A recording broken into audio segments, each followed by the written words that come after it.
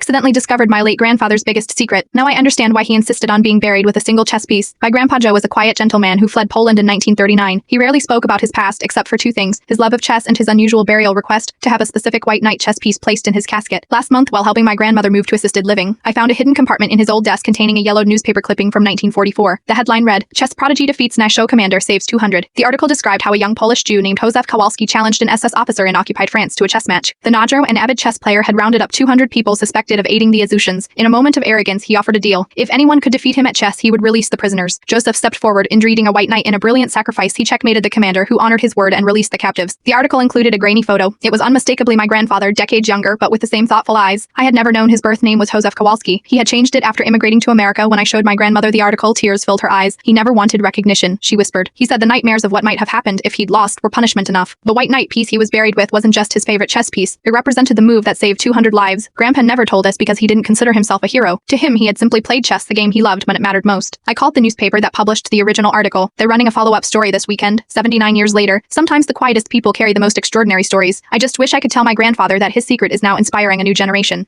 The white knight saved more than a chess game.